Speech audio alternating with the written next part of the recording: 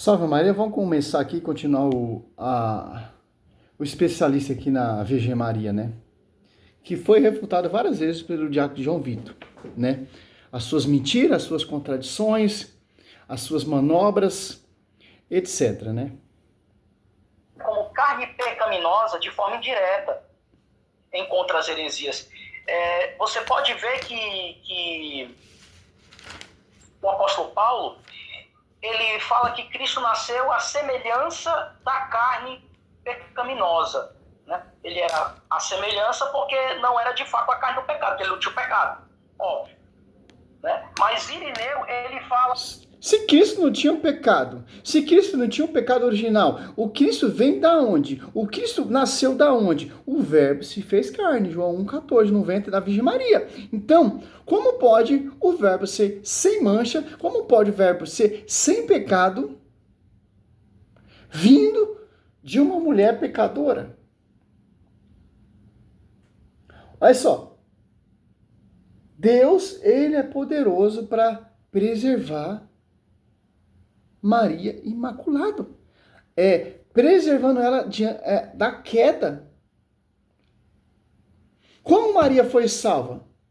Simples. Foi preservada pelo mérito do seu filho, Jesus Cristo. Por antecipação. É isso que a igreja acredita. Olha só que interessante. Vamos deixar aquele rolar e vamos tentar refutando, né? Refutando não, pregando em cima dessa mentira, a né? respeito de Cristo, que ele nasceu à semelhança da carne pecaminosa, ou seja, ele se refere a Maria como carne pecaminosa de forma indireta. Simples. Se Maria é pecadora, da onde vem o sangue do Verbo? Como se formou, como foi moldado, como foi esse Verbo no ventre da Virgem Maria? Quem alimentou? Quem amamentou? Então, o Verbo, o verdadeiro Deus, o Santo Emanuel, alimentava de uma mulher pecadora. O sangue que bombeou no coração do Verbo é o sangue da Virgem Maria. Então, se Maria ela é pecadora, então esse sangue que está correndo na veia ou bombeando no coração do Verbo é mancha. Olha só, cara, por isso que Santo Irineu de Leão tem essa analogia, cara. Maria, nova Eva. Como era Eva lá, Gênesis 3 ali? Imaculada. Pura. Foi seduzida pelo anjo. E o mesmo respaldo que tem isso aí, o anjo anuncia a Virgem Maria. E ela alegra-se no seu coração. Faça-me segundo a tua palavra. O sim. Destruindo a cagada que Eva fez. Adão e Eva fez.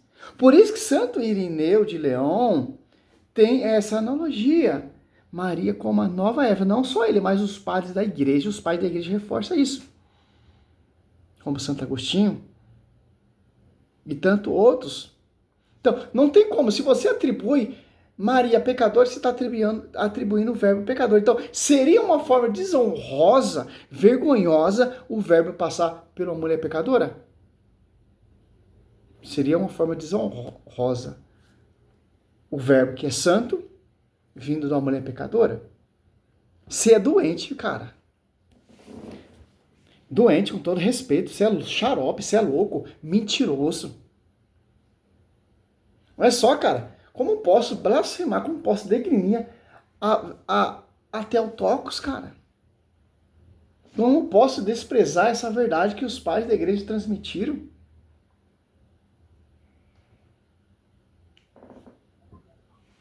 Né? Ou seja, Irineu não acreditava que Maria era imaculada. Para piorar, ele chama Maria de inoportuna, né? No episódio de João 2, de Caná da Galileia. Né? Ou seja, ele está dizendo que Maria foi intempestiva, agiu fora de hora, né? Que agiu com imprudência naquele episódio que todo mundo fica dizendo, os católicos ficam dizendo que Nossa Senhora intercedeu, que foi por causa que ela disse que não tinha vinho, que Cristo operou seu primeiro milagre. Irineu chamou Maria de abelhuda. Claro, não é para esses líderes, né? Pelo amor de Deus. Olha o termo que o cara usa. Olha só. João 2. Olha só, vamos degustar esse texto para a gente entender que abelhudo e mentiroso é você. Ao respeito que ele não tem nenhum pela mãe do verbo. Se ele não tem respeito pela mãe do verbo, então muito menos com o seu filho. Qual filho vai desrespeitar sua mãe? João 2, ó. Visão.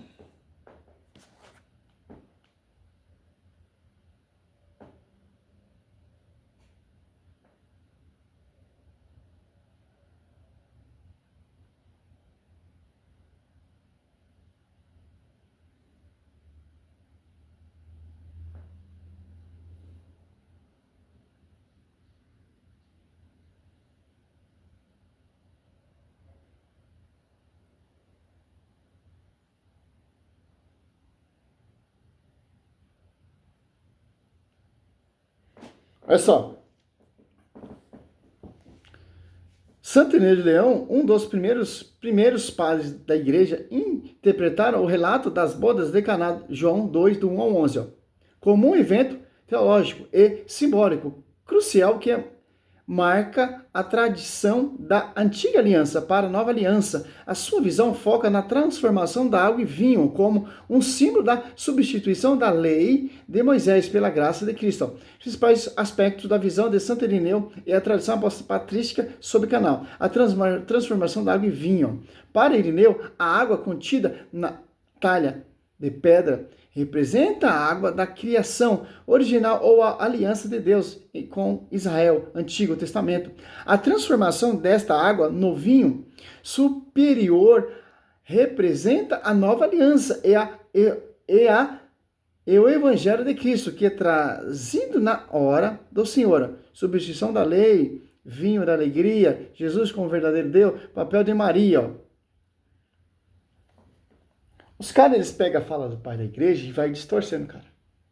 Como Santo Irineu vai repreender aqui, Maria foi inoportuna. Não, cara, aqui você vê aqui o papel da Virgem Maria, cooperando também com a nova aliança.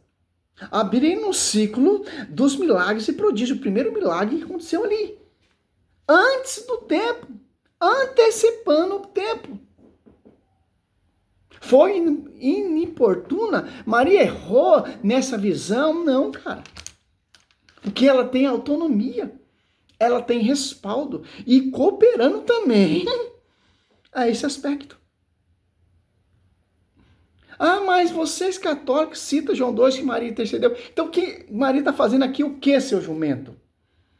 Maria fez o pedido para quem? O que é um pedido? E Cristo negou esse pedido. Ainda eu uso o termo mulher, compete isso a nós para entender quem é a mulher da nova aliança, para entender quem é a nova Eva, seu jumento mentiroso, que Santo Irineu mais para frente desenvolve. E outros pais da igreja reforçam. Aqui, ó. Papel de Maria. Maria é vista como aquela que intercede. Olha só. Estou citando. Fala de Santo Irineu. E apresenta a necessidade humanas a Jesus, levando a manifestação de sua glória e, ao seu tempo, preparando o coração dos fiéis para a obediência. Ele faz o que ele vos disser. O sinal de Caná da Galileia, perspectiva do Santo Irineu e a tradição da igreja é o primeiro sinal que manifesta a glória de Jesus e fortalece a fé dos discípulos, marcando o início de sua missão e renovar todas as coisas. Qual é o papel da missão de Nossa Senhora, cara? Aqui, ó. João 2, 3. Como viesse a faltar vinho, a mãe... Você não entende isso aqui? A mãe de Jesus disse-lhe, ele já não tem vinho. Olha só. Como disse Santo Irineu, para mostrar a necessidade que a gente temos. Respondeu Jesus, mulher, isso compete a nós? A minha hora ainda não chegou. Disse então sua mãe aos Servente, fazei o que ele vos disser, ó. Fazei o que ele vos disser. E aqui foi o primeiro milagre. Aqui começou a missão do verbo, antecipando o tempo, que não era chegada a hora. Maria tem esse respaldo. Olha a missão milagrosa da Theotokos na Escritura, que esses hereges só blá, blá, blá, blá, mas santo fulano, ciclano, mas mostra a fonte, cara. Não enciclopédia, que você tá costume de usar enciclopédia.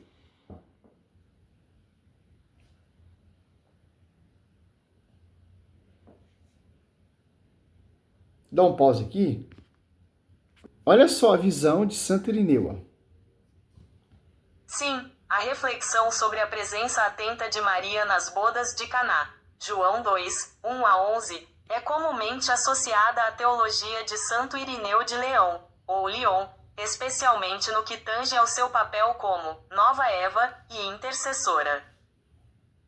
Embora o foco principal de Irineu em sua obra contra as heresias, século II, seja a obediência de Maria em contraste com a desobediência de Eva, a patrística e estudos posteriores expandem essa visão para a atenção materna de Maria em Caná. Aqui estão os pontos principais sobre essa visão.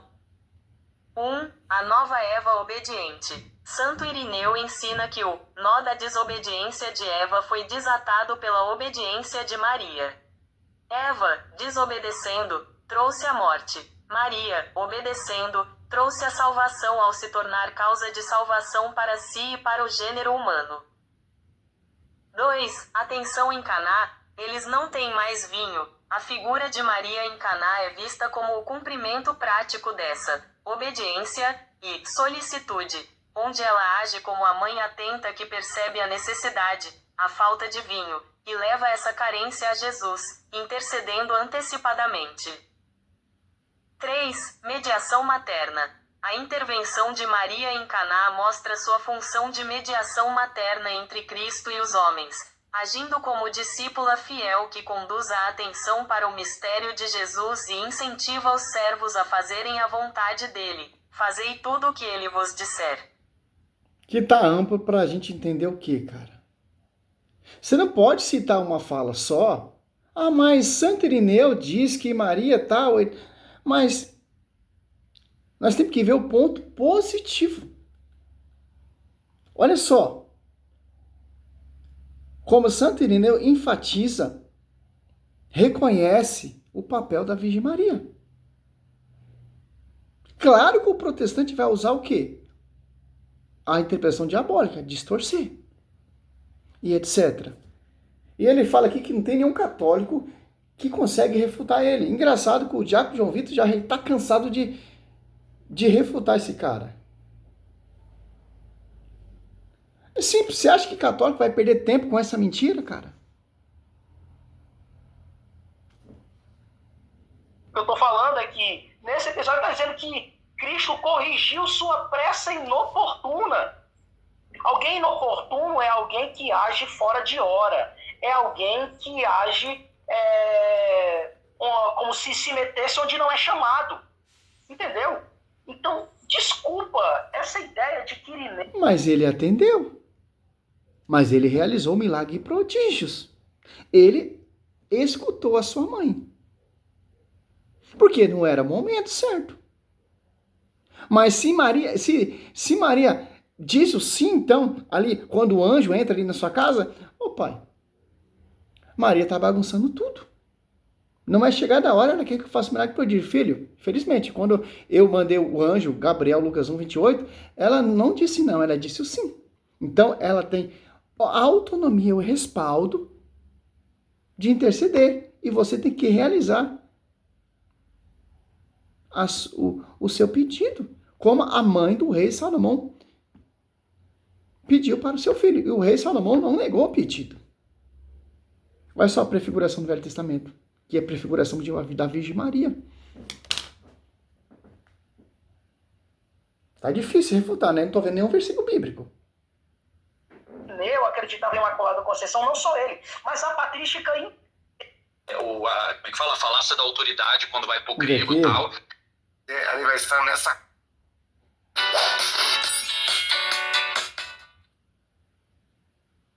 Cara, é muita propaganda, é muito.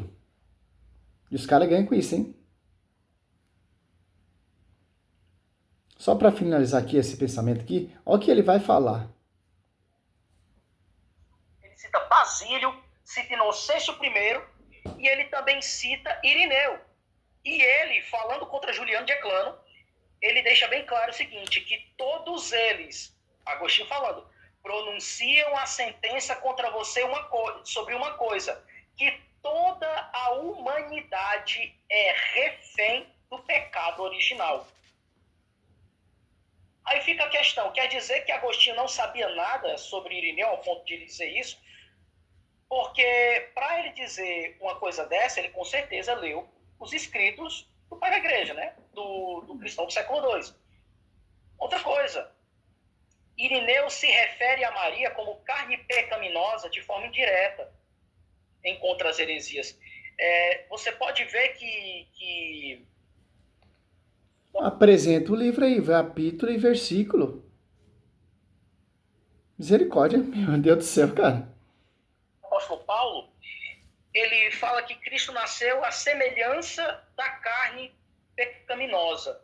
Né? Ele era a semelhança porque não era de fato a carne do pecado, porque ele não tinha o pecado, óbvio.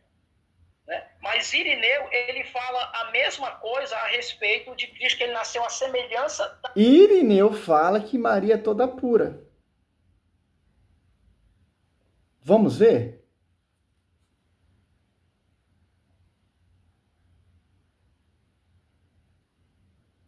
Ver aqui. Santo.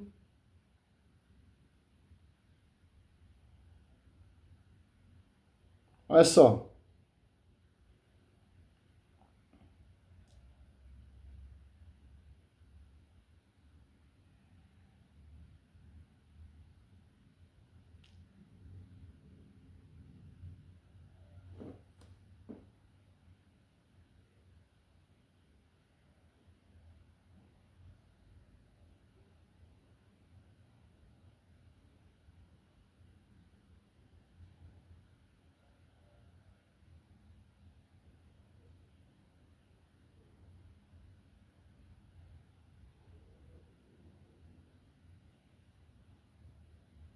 Santo Irineu de Leão, século II, é fundamental na teologia mariana, sendo um dos primeiros a desenvolver o conceito de Maria como a nova Eva.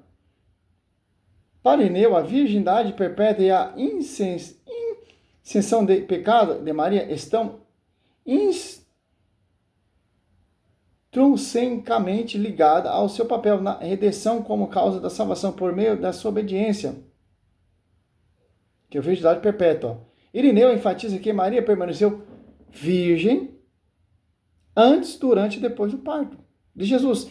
Ele descreve Maria como uma virgem obediente, que por meio de sua obediência virginal fez a sedução que ocorreu à humanidade. Advogada da humanidade. Irineu se refere a Maria como advogada do gênero humano. Essa obediência da fé de Maria é o que torna a nova Eva. Maria pecada. Embora Santo Irineu não tenha formulado explicitamente o dogma da Imaculada Conceição, desenvolvido um século depois, sua teologia prepara o caminho para desenvolver, para degustar o dogma da virgindade perpétua de Maria. Então, prepara o caminho apresenta Maria como totalmente obediente e cooperadora no plano salvífico, inseta da desobediência que caracteriza a queda. Vamos ver aqui. Visão, paz da Igreja. Santo Agostinho diz: Maria não pecou. Isso aqui é simples, pô, entender isso. Só você pesquisar, pô. Ah, Tiago Dutra tá falando, vamos citar. Ah, mas Santo Agostinho falando que Maria é pecadora. Vamos ver realmente o que Santo Agostinho falava, que Santo Agostinho ensinava e os pais da igreja ensinavam. Aqui, ó. Santo Agostinho, 354 e 430. É um dos padres da igreja que defendeu a impecabilidade de Maria, ou seja, que ela não cometeu pecado ao longo de sua vida, principalmente respeito à dignidade de seu filho Jesus. Saiu aqui, mas...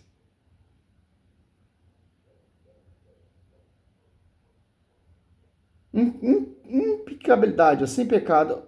Pessoal, em sua obra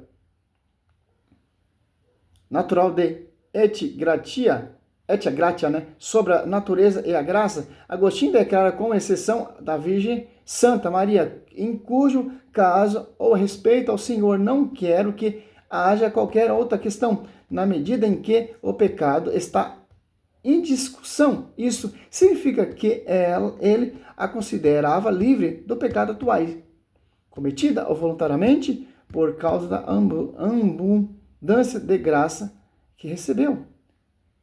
Pecado original. Embora considerasse sem pecado, pessoal, Agostinho acreditava que Maria, como todo o seu ser humano, foi concebida na natureza decaída, herdeira do pecado original de Adão, mas foi purificada pela graça, diferentemente do dogma católico posterior à Imaculada Conceição, que afirma que ela foi preservada da mancha desde a concepção.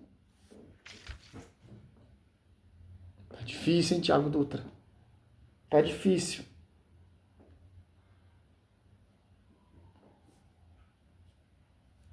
Da carne pecaminosa, ou seja, ele se refere a Maria como carne pecaminosa de forma indireta. Né? Ou seja, falso. Irineu não acreditava que Maria era imaculada. Para piorar, ele chama Maria de inoportuna, né? No episódio de João 2, de Caná da Galileia. Né? Ou seja, ele está dizendo que Maria foi intempestiva. Inoportuna por quê? Para pedir o seu filho para fazer milagres e prodígios? E seu filho obedeceu.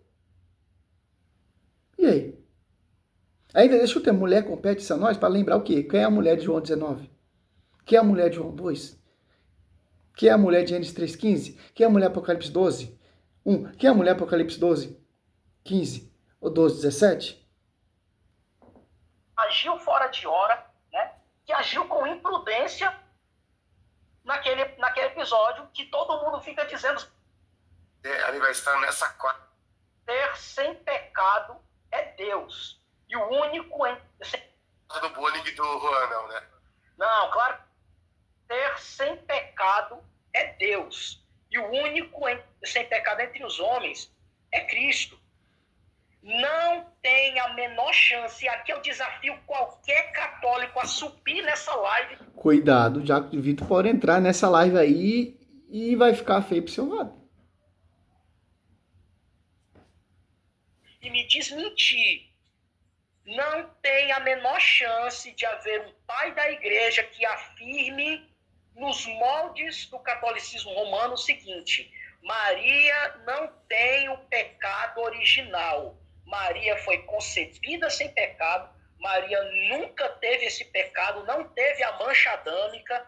E Maria ela é imaculada no sentido pleno da coisa. Nenhum pai da igreja afirmou algo assim. E se eu estou mentindo, pode vir qualquer católico nessa live me mostrar, e eu posso falar uma coisa com garantia. Para cada pai da igreja que vocês trouxerem, eu tenho uma resposta pronta, inclusive para aqueles que vocês pensam que defendia a Imaculada Conceição. Nossa, o cara, ele é um gênio, hein? Santo Agostinho tá falando que... Vamos ver se realmente nenhum pai da igreja defendia isso. Vamos ver aqui, ó. Só para finalizar esse vídeo aqui. O cara sabe mais que o magistério. O cara é mais inteligente que os pais da igreja, ó. Todos pais da igreja que defendia Maria sempre virgem. Vamos ver. Quem te refuta não somos nós, somos os pais da igreja. Santo Agostinho, São Jerônimo, Santo Ambrósio, Santo Atanásio de Alexandria, São João Crisóstomo, Orígenes, São Cipriano, Leopóldio, século V, Papa Leão e os Cursilio, em 553, e o Cursilio de Constantinopla, 553, o Cursilio Regional de Latrão, 649, te refuta. Vamos ver aqui.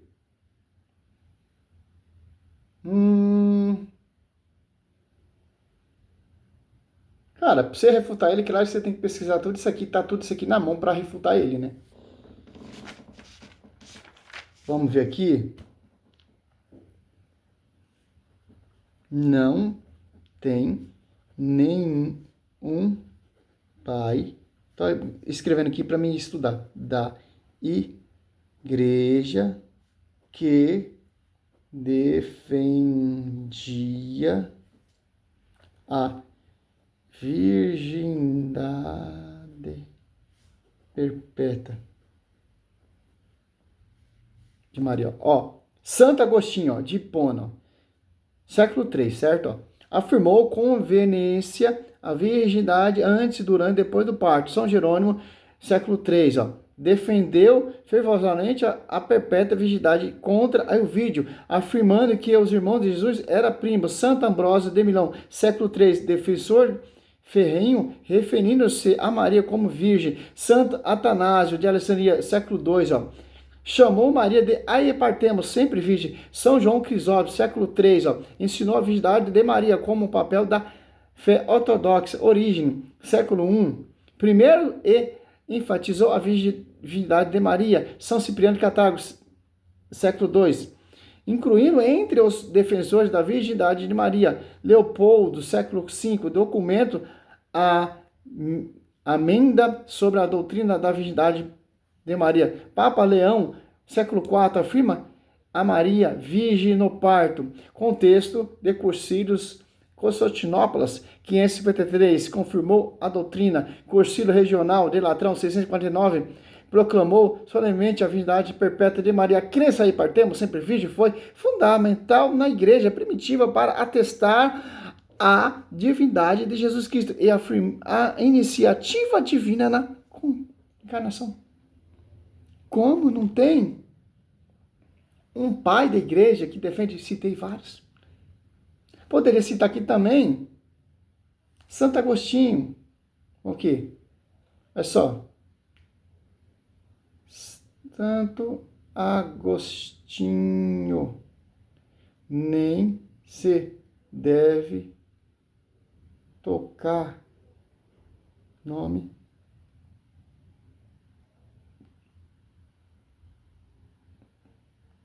é só.